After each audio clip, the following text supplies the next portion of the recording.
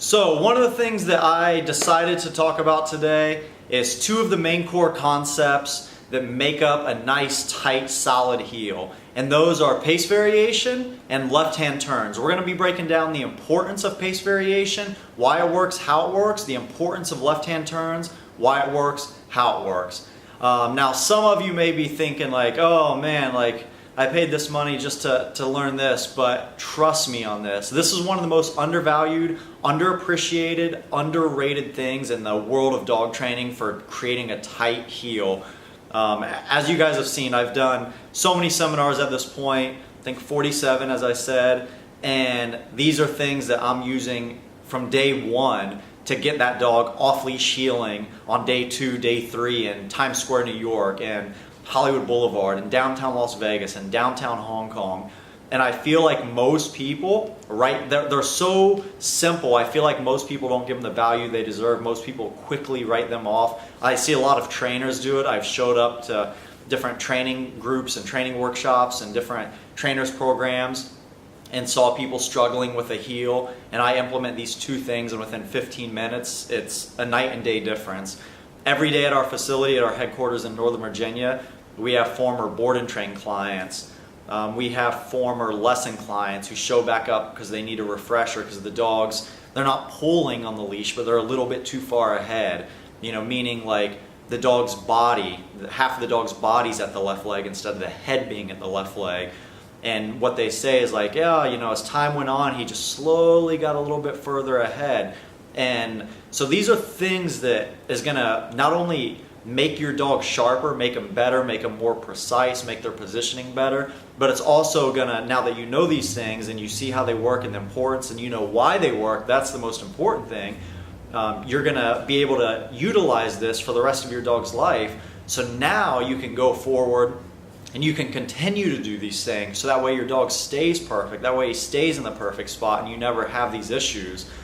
Literally on a daily basis, I would say we hear people about their dogs being too far ahead or their dogs pulling, which is why I decided to do this as the first video, just because it's something that I think everyone who has a dog can appreciate the importance of a nice solid heel and the dog not pulling. That's literally, I'd say, the biggest complaint in the world of dog training, which is why I decided to cover this first. As I said, when we go out here, I'm going to be working with a dog who's literally on day 2 of our 2-week board and train with one of our trainers. So he's not a seasoned dog who's been doing this. He's a dog that literally, I think, got dropped off on Monday, and today's Wednesday. So he's pretty much a brand new dog. You know, I could have used a really good dog, or I could have used one of our, you know, dogs at the end, but I wanted you guys to see like the real raw experience, so that way you're actually seeing a dog who kind of went from nothing, and then you're going to kind of see how it all works with that dog versus seeing how it works with a already trained dog essentially. So hopefully you guys can appreciate the benefit of that. But that's what we're going to be covering. To me, again, these are two of the main fundamentals that you must have to create a tight heel. These are things that I do from day 1 of my seminars, and I do it ongoing, and that's what we're going to talk about. Is if you continue to do these two things, there's really 4 main key elements. We're going to be discussing 2 today. If you continue to do these things, then your dog will not only not get worse, but he'll continue to improve. That's what we see a lot, is he started off great and now he's slowly slipping, where it should be he started off great and now he's slowly getting better. And that's what I want you guys to take away from this. Also, as I said, when you signed up for this program, I said this is a advanced online training course. It's not for, this course isn't designed for people to learn e-collar training. That's why we made that very clear in the video, is that you should already have an e-collar foundation with your dog, whether you did basic obedience, whether you did a board and train, and you're just looking at making it better and better and tighter, and your dog more solid, and you guys are more cohesive team together. So if you have no experience in e-collar training and you have no foundation, don't worry, you can still gain a lot of knowledge from these courses, but you'll definitely be, you'll benefit much more if you already have that foundation. Now you're just using this to make it better. So if you have no experience, no knowledge, I would recommend reaching out to an e-collar trainer in your area, because we're not really going to be discussing too much the mechanics of using the e-collar itself. We're going to be discussing things with someone who has already e-collar knowledge and they just want to make it better and better. So hopefully that helps, guys, and we're looking forward to getting you started with the new dog. All right, so the first thing that we're going to talk about, and then I'm going to show you with the dog, is the importance of left-hand turns and how to properly do them. It sounds crazy about how to properly do a left-hand turn, but believe it or not, I see trainers and clients mess this up literally on a daily basis. When you're using a left-hand turn in order to create a better heel, more precise heel, so that way the dog is directly at your left leg, the dog's head's at your left leg, they got to be what I call a hard left-hand turn. A lot of trainers and what most clients do is a soft left-hand turn, which really doesn't do anything. It doesn't teach the dog anything, but that's generally what we see happen. And there's a huge difference between a soft left and a hard left. Essentially what a soft left-hand turn looks like, or what you'll see most clients do when we say, hey, do a hard left-hand turn, is they'll be walking, and I'll say, do a hard left, and this is what they'll do. They'll go. And that is what I would call a soft left-hand turn. That really doesn't do anything. Generally what happens if your dog's a little bit too far ahead of you and you're going to do that soft left-hand turn, all you're doing is you're slowly just kind of pushing, you're slowly like feathering the dog. So they're here and you're just like, and you're just kind of guiding them almost into a left-hand turn. So that's not the correct way to do left-hand turns when you're trying to create a more precise, glued to the left leg, head at the left leg heel. It's a hard left-hand turn. That's what you need to do. That's what's actually getting you something beneficial out of it. So with a hard left-hand turn, it's almost like a military about face, like a 180. It's super quick and it's super, you can do it in a super small area. You know, the analogy I always tell our trainers is, if you do a proper left-hand turn, you should be able to walk down like a sidewalk in your neighborhood, do a left-hand turn and come back without leaving the sidewalk, without touching grass on either side.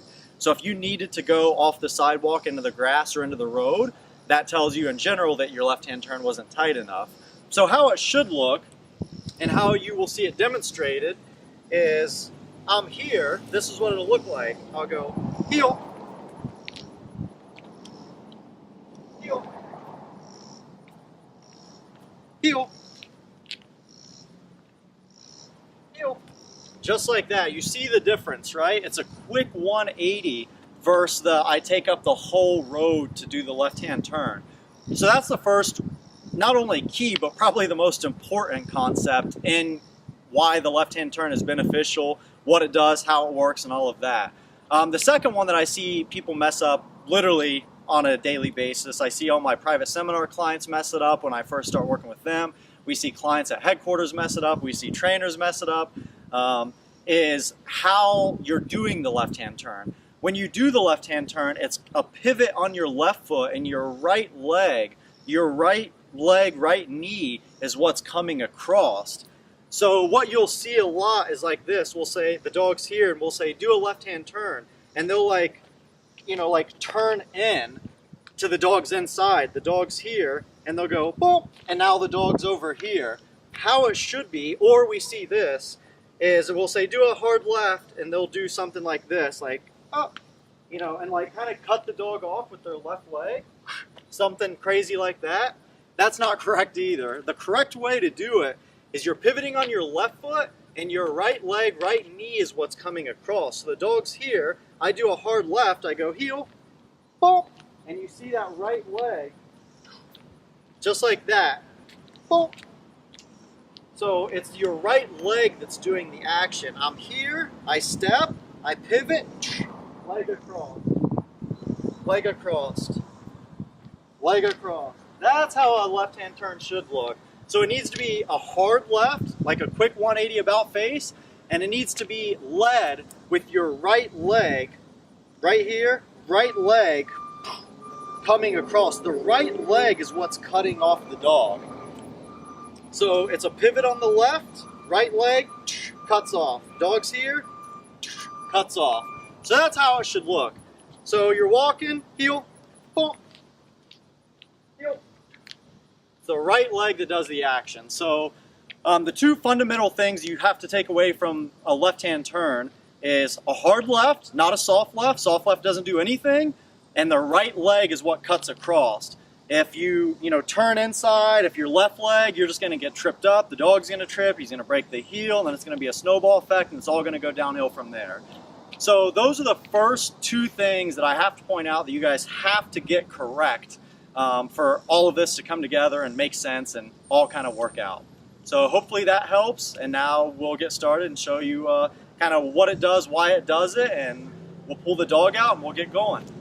So I brought one of our awesome trainers, Sean, in to kind of demonstrate to you why the hard left works, how it works, the psychology behind it, the reason behind it. Because I want you guys to understand why you're doing what you're doing, not just do it because I said it works.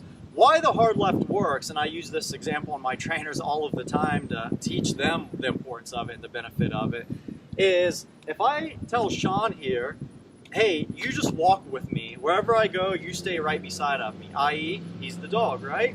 So if we're walking and all of a sudden he gets a little bit ahead and I just cut him off, and then he stays beside of me, and then he gets a little ahead again and I just and cut him off, and I keep doing that. Every time he gets a little ahead, I just cut him off. He just learns out of the nature of that to stay right beside of me. Because he learns every time I get ahead of this guy, essentially in people terms, every time I get ahead, boom, he cuts me off. Gets ahead, boom, cuts me off. Gets ahead, boom, cuts me off. After 5 or 6 minutes of that, he's gonna stay. He's not gonna want to get ahead because he's learning every time I get ahead, cut off, get ahead, cut off, get ahead, cut off. And that's why it's got to be a hard left-hand turn and a hard cut off. And scoot back really quick for me, Sean. Because if it's nice and soft, say he's a little bit ahead, and I'm doing this, a soft left, like, you see the difference, right? It's just, you're kind of just pushing the dog. You're not going anywhere. Where if he's a little ahead, and I do that hard left, I cut him off, and my right leg is leading him. That's how it works. Essentially, again, in human terms, imagine like my right leg or my right hand's coming across and kind of slapping him, in the chest back. It's not going to take Sean long to learn. Every time I do this, boom, do this, boom, do this, boom. All right, don't do that anymore. That's it.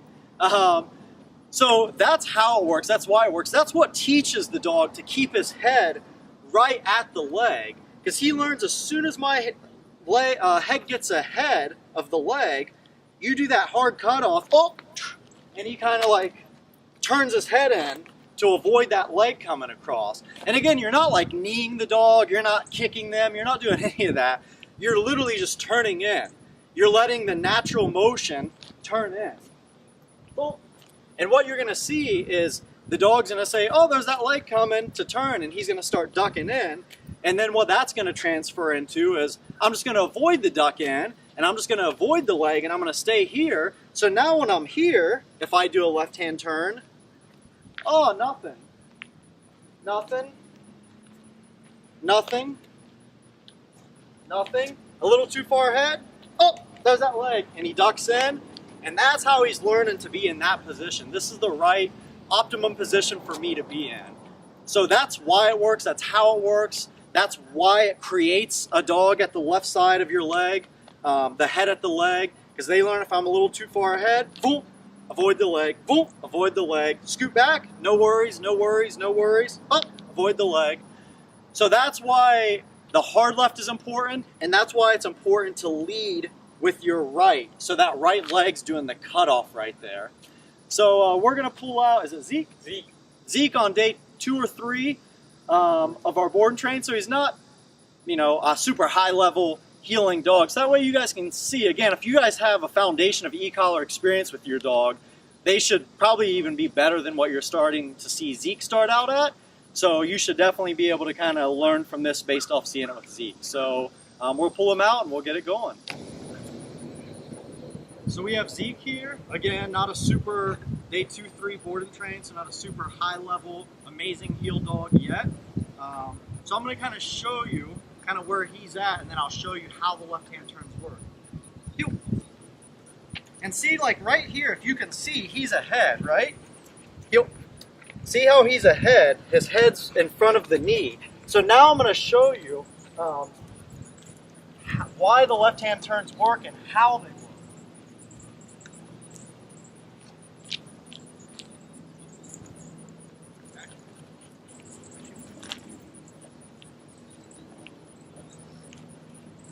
And notice, again, I'm pivoting on the left, right knee's coming across.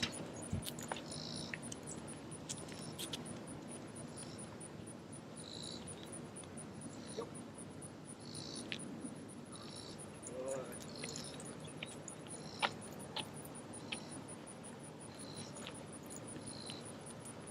And every now and then when you're doing this, you're gonna bump into the dog. And that's how they're learning. It's kind of like me pushing into Sean's chest. That's how they're learning.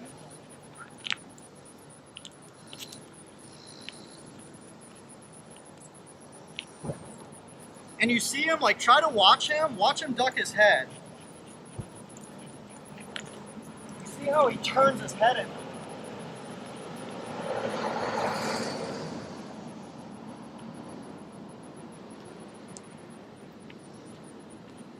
So again, try to watch his head.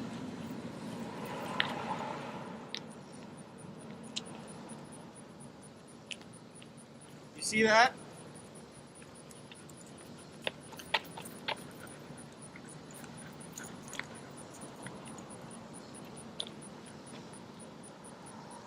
Watch it.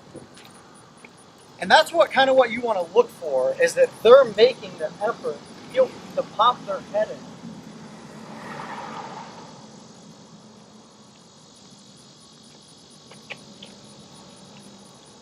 And now and I'm using no e-collar pressure, and again, it's a dog only on day 2 or 3. So once you start combining this with e-collar pressure, now that's when it starts all coming together. And again, as you noticed before, I was using no e-collar pressure. And again, this is only a dog who's on day 2. So it's not like he's a seasoned veteran. So once you combine that small technique with your e-collar pressure, that's when it all starts to come together, create that nice, tight, blue heel. So now I'm going to combine it with the e-collar pressure and we'll kind of see how it all works.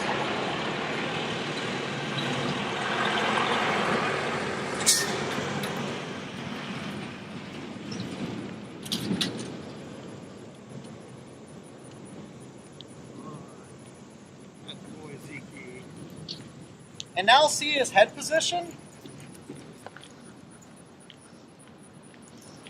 And you notice it's a lot different already in that short amount of time.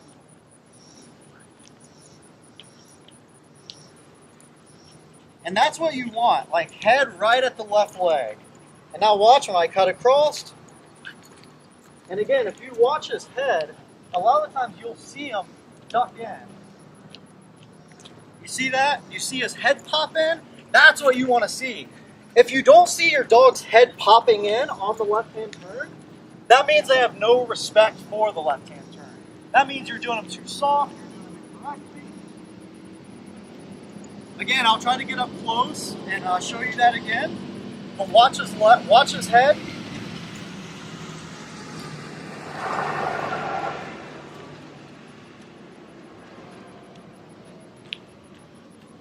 Again, you see that? So that's what you want to see, is the head turn in.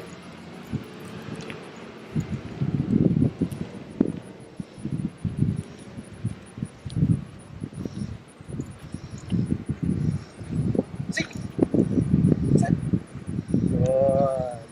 Good boy, Zeke. Yeah, good boy.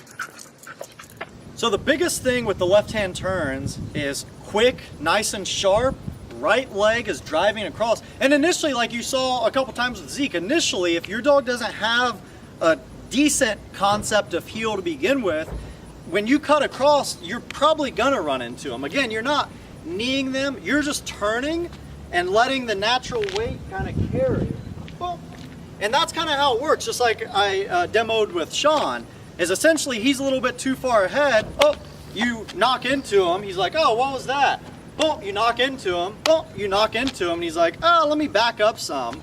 Nothing, nothing, nothing, nothing. Oh, I understand how this works. So a lot of times when you guys, if you feel like your dogs, which is the complaint we hear all the time, is, oh, he's not really pulling, but he's always a little bit too far ahead, and assuming he understands how the e-collar works for heel and stuff, 99% of your issue, literally 99%, is those hard left-hand turns. I literally take dogs on a weekly basis where the owners, the clients, whoever say, yeah, he's a little too hard on the heel, I do what I just showed you for 5 or 10 minutes. I say, all right, get the e-collar set, heel, bump left, bump left, bump left, bump left for 5-10 minutes, and he's glued to the left leg, head right at the leg, and all I do is say, now, from now on, as you walk him through your neighborhood, as you walk him wherever you walk him, throw in some hard left turns every now and then. All it does, it keeps them on their toes, it keeps them aware. So if you're having that issue, and I continue to do it with my dogs, once my dog's off leash heeling in downtown Las Vegas, Hollywood Boulevard, that's not the end all be all. I'm still mixing in hard left hand turns during their walk. I'm still doing it, you know, as I walk them through the neighborhood. I'm still doing it at the turnover with the owner. Because if you don't, they're gonna realize that those hard left hand turns went away, and now they're just gonna slowly creep ahead, and then a little more, and then a little more, and once you see that, boom, hard left, boom, and then they're like, oh, there it is, and then they back up again. So that's the biggest key. The biggest thing I see people mess up on heel is not doing hard enough left hand turns, not doing them properly, you know, pivoting on the wrong foot, trying to do, you know, the left leg heel, you know, this motion. It's left foot, pivot, cuts across the front of the dog. So if you are someone that, you know, the dog's e-collar trained, he does okay, but he's constantly a little far ahead, I promise you start implementing left-hand turns, and that's gonna clean it up literally in 5-10 minutes. And you can do a lot. Sometimes I'll just do a lot in a row. I mean, like that was kind of a lot in a row, but again, it's a new dog too. But sometimes if I have a dog who's really bad about creeping, I'll literally just heel, heel, heel, heel, walk a few, heel, and I'll just do those for 3 or 4 minutes, and then that'll clean it up, and then I'll do a normal walk, and as soon as I see that head starting to creep, boom. So that's the key. That's all you're looking for. And you should try to be proactive, like everything in dog training. When I'm working with my dogs, my seminar dogs, once they're trained, once they're off leash and doing everything, I'm not waiting for that head to go in front of the left leg in order for me to do a left-hand turn. I'm doing them on a pretty regular basis. Now, if I see that head go ahead, I'm going to do one then as well, but I'm not waiting for that. As we walk in the neighborhood, I'm just gonna randomly do one. Heel, good boy. Heel, and then we'll walk again, just to be proactive and prevent it from happening. So hopefully that helps. And the next thing we're going to be going over is pace variation. All right, guys, your last tip for this session is pace variation. I cannot stress the importance of pace variation enough to you. Literally, again, just like the hard lefts, one of the most underrated, undervalued, underappreciated thing for teaching a nice solid heel. If you guys watch me do a lot of my private seminar videos, I actually show pace variation in a lot of those. As part of the video, I'll just say, you know, healing with pace variation. And that's where you see me like the grandma in a walker pace. And despite it being a super high energy, super high drive dog, you see them go from walking to now they go to, and go super, super, super slow. Pace variation, again, to have an amazing precision heel, there's no way around doing pace variation and doing a lot of it. Much just like the left-hand turns, you have to do a lot of pace variation. Once the dog's amazing, once I've shot Hollywood Boulevard, once I've done Las Vegas Boulevard and Hong Kong and all those places, I'm still continuing to do pace variation. It's just like left-hand turns. It's not, I've done it, got the dog trained, move on, he's set for life. It's an ongoing training procedure. It's an ongoing part of the dog's healing. It's an ongoing part of their daily walks outside in the neighborhood or wherever you're walking them. Obviously, like the hard lefts, like pace variation, you're doing it an insane amount in the beginning. Once the dog's really good and has the concept, now you're just throwing those things in there every now and then just to kind of keep them fresh, keep them on their toes, keep them paying attention, keep them glued to that left leg. So why is pace variation important? Essentially, what pace variation does, it forces the dog to pay attention to you. A lot of people really don't think about it. But the dog can walk next to you for a mile without really paying attention to you. And what pace variation does, it forces them to pay attention to you. So to kind of put things in perspective, the breakdown I like to tell people is if I'm walking next to someone and they say, hey, stay right here beside of me.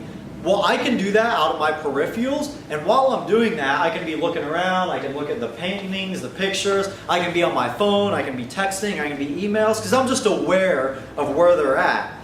And that's what your dog's going to be doing. You have a high drive German Shepherd, Husky, Lab, Golden, some dogs like this, is they may be in that heel, but you may notice your dog not really, he's in the heel because he's aware, but he's not paying attention. So he's going to be looking around, he's going to be looking at the birds, the sky, he's going to be checking his phone, and what the problem with that is what that can do is it can lead, and what a lot of times it will do is it'll lead to them breaking the heel. Because as he's aware, he's walking, he's in a decent heel, head at the left leg, he's aware, but he's kind of scanning the park, he's scanning the bushes, the trees, and he's like, ooh, wait, what is that? Is that a squirrel over there? Is that a rabbit? Oh yeah, it is. And then, boom, and now he breaks the heel.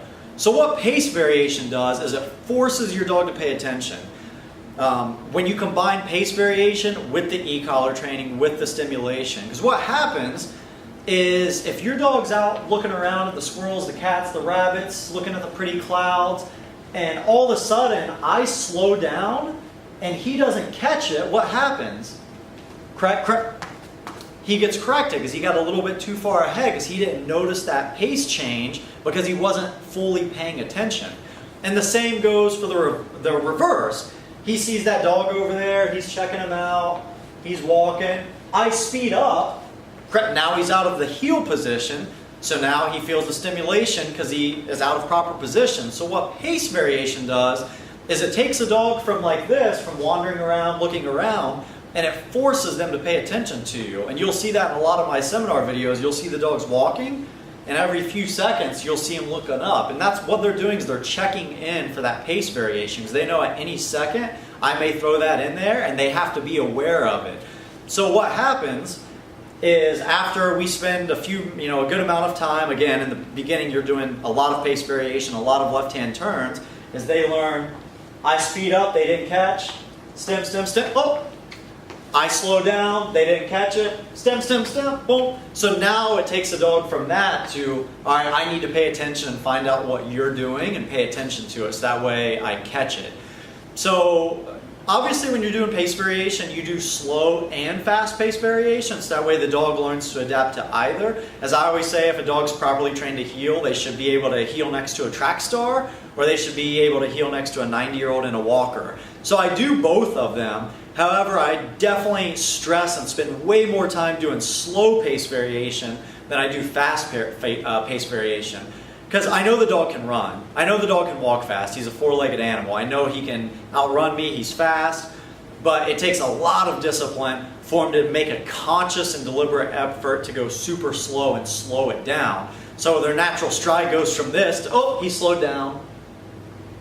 And you see this high drive Shepherd, Malinois, whatever it is, just literally like creeping, making a super conscious, deliberate effort to stay right there. And that's what pace variation does. It creates a dog that adapts to anyone. That's the other beauty in pace variation. We get all the time, he walked well with the trainer, not our trainers, but he walked well with the trainer, and then we got him home and he was always a little bit ahead of me, which could be left-hand turns. It could be because that trainer for 2-3 weeks he was a tall guy, had a natural faster pace. He stayed at that same pace, teaching the dog to heel. Now you hand it off to Jane Smith, who's 5 foot tall, has half the stride and half the pace.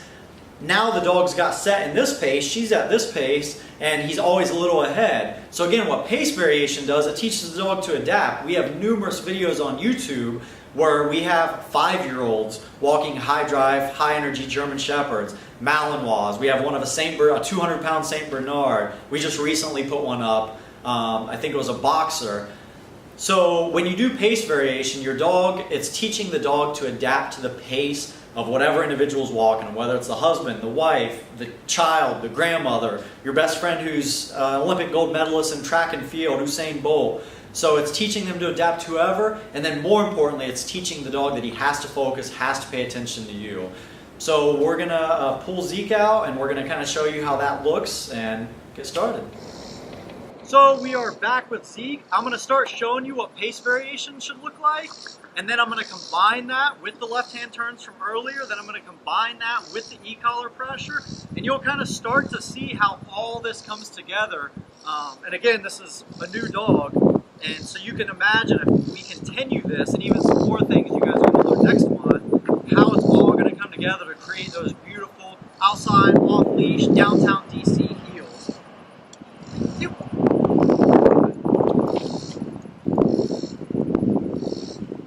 Notice the slow down. Look at Zeke checking in. Left, hard left. Good. Good boy. Another hard left here. Good. And see, if you watch this head turn in, watch, I'm going to do pace. And see that? You see that? That's what you want to see. I'm going to do a hard left again. Good boy.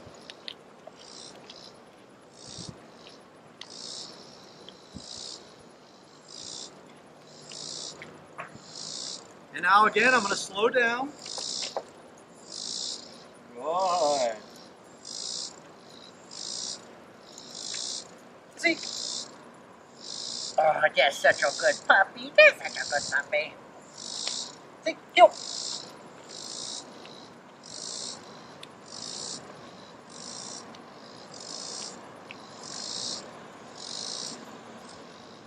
Again, super slow. And again, if he got a little bit ahead when I do the pace variation, say he doesn't catch it, if he didn't catch the pace variation, he kept going, that's when your e-collar work comes in. You use a little bit of stimulation. And that's what will happen initially, is you'll slow down, he won't catch it, I'll go tap, just like that. And you see how he stopped. And it's super low. I'm on a 2, literally a level 2 on the e-collar. So that's the big misconception e-collar training is it should be low stimulation when done properly. Hard left, boom. And then again, watch, I'm not going to say anything, I'm not going to do anything. I'm just going to slow down. And again, if he kept going, I would tap, tap, tap. Hard left. And again, try to watch his head tuck in right here when I do this hard left. You see how it folds in? That's what you want to see. I slow down. Zeke. Oh, you're such a good doggy. You're such a good doggy. Yeah! So that's the importance of pace variation, is you see how he's checking in, right? You literally see him keep looking, almost like a focused heel. And how it works from the dog's perspective, again, super low level stimulation, is he gets a little ahead, say we're walking, he doesn't catch the slowdown, he's looking, I slow down, he doesn't catch it, he just learns, bzz, bzz, bzz. Oh, I'm back, good. We're walking, he doesn't catch it, oh, and you see him correct himself. So essentially, I'm here, he's here, he learns, I slow down, bzz, bzz, bzz, bzz. And it works the same for fast pace as well. So I speed up, he's still behind, he doesn't catch it, bzz, bzz, bzz. Oh, he catches up. Because again, if your dog has an understanding of off-leash heel or heeling with e-collar pressure, he knows the bubble's here. So when he's not paying attention, he gets a little ahead, bzz, bzz, he drops back. So by doing pace variation, you're forcing the dog to pay attention to you. So I'll show it to you once more. And again, I'm continuing to do those hard left-hand turns. Yeah, that's a Zeke. Good.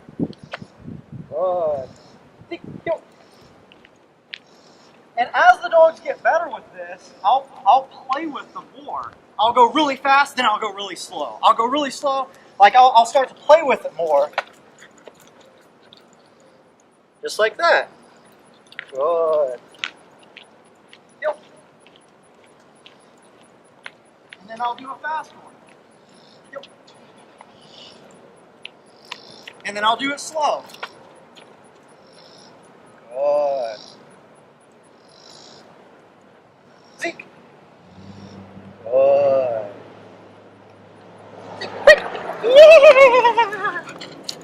So hopefully all of that makes sense. But that's the biggest key, is pace variation forces the dog to pay attention, so you get a focused dog versus a wandering dog. And then hard left-hand turns takes the dogs from being a little ahead to the left leg. So with this alone, after doing it daily, you should have a dog who's right in the left leg and who's paying attention. So when you speed up, he speeds up. When you slow down, he slows down. And he's learning to adapt to whoever's walking with him, and he's learning to pay attention. And again, you're using the e-collar combined with the pace variation. It's very, very, very simple. He's not paying attention. He gets a little bit ahead. Crack, crack, crack. Boom. He drops back into that bubble that he knows because he's learned heel already and has the concept of heel. Same with speed up. He falls behind. Crack, crack, boom. And now when you do this on and again, off again, on again, he's learning like, all right, you're just constantly going to do this. So now he's just ready for it. He's waiting. So if you combine pace variation with hard left-hand turns, you should definitely have a much better heel, and we'll get back to some more advanced stuff later on.